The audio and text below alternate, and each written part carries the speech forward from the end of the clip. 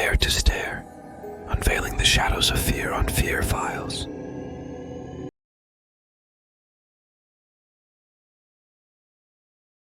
The fog clung to Brackenmore like a shroud, obscuring the village in a perpetual twilight. Eleanor awoke with a sense of urgency, the events of the previous night and her confrontation with Reverend Thorne still vivid in her mind. She knew the answers lay hidden within the village's history, and she was determined to uncover them. After a quick breakfast, Eleanor set out towards the heart of the village. Her first stop was the local library, a small, weathered building that seemed as old as Brackenmore itself. Inside, the air was musty, filled with the scent of aging paper and ink. Shelves lined the walls, crammed with books and dusty tomes, many of them worn and forgotten. Eleanor approached the librarian, a frail woman with spectacles perched precariously on her nose. "Good morning. I'm Eleanor Blackwood. I'm looking for any historical records or journals about Brackenmore." The librarian peered at her over the rims of her glasses, her expression wary. "What exactly are you looking for, Miss Blackwood?" "Anything about the village's past, especially any mentions of disappearances or strange occurrences." The librarian's eyes flickered with a mix of curiosity and apprehension. "Follow me," she said, leading Eleanor to a secluded corner of the library. She pulled out a large, leather-bound book, its cover cracked and faded with age. "This is the village's historical record. It might have what you're looking for." Eleanor thanked her and settled into a nearby table, the heavy tome before her. She opened it carefully, the pages brittle under her fingers. As she read, the dim light filtering through the fog outside seemed to dim even further, casting an eerie pall over the room. The records were a jumbled mix of births, deaths, and marriages, mundane details of village life. But as Eleanor delved deeper, she began to uncover more sinister entries. She found mentions of strange rituals, unexplained disappearances, and references to a mysterious sea spirit. The village's history was marked by periods of fear and darkness, times when children went missing and whispers of sacrifices filled the air.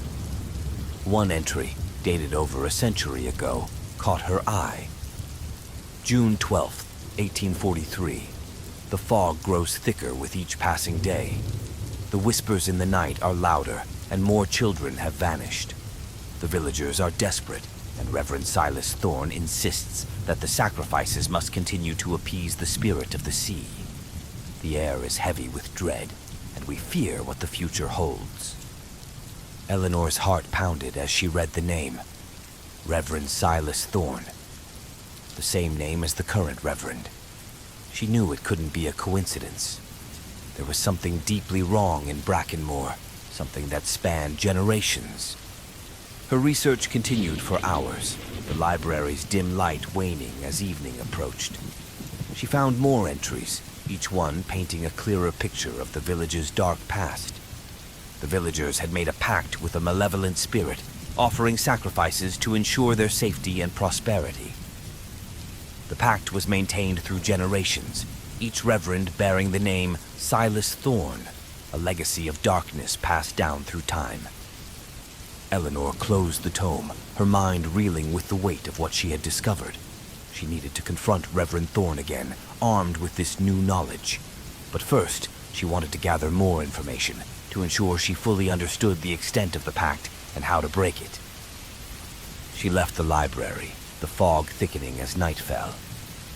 The village was eerily quiet, the only sound the soft crunch of her footsteps on the gravel path. Her next destination was the old cemetery, a place that held the memories of the departed and perhaps more clues to the village's history. The cemetery was on the outskirts of Brackenmore, a sprawling field of weathered tombstones and ancient gnarled trees. The fog drifted among the graves like a spectral presence, adding to the sense of unease that gripped Eleanor. She walked slowly, her lantern casting flickering light on the stones, illuminating names and dates etched in weathered granite. As she moved deeper into the cemetery, she found a section that seemed older than the rest, the tombstones more worn and overgrown with moss. Here she discovered a large, ornate mausoleum, its entrance partially obscured by ivy. The name Thorn was engraved above the doorway, a chilling confirmation of her suspicions. Eleanor pushed open the heavy iron gate, its hinges groaning in protest. Inside, the air was cold and damp, the scent of decay pervasive. The walls were lined with plaques, each bearing the name Silas Thorn and the dates of their lives. The oldest plaque dated back to the early 1800s, the most recent to the current reverend. In the center of the mausoleum stood a stone pedestal, upon which rested an ancient leather-bound book. Eleanor approached it cautiously, her heart pounding in her chest. She opened the book, its pages brittle with age, and began to read. The book detailed the pact with the sea spirit, a creature of immense power and malice.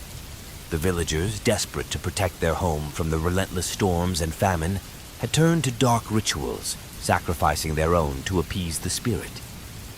The Reverend, always a Silas Thorn, was the keeper of the pact, ensuring its continuation through the ages. As she read, Eleanor felt a chill seep into her bones.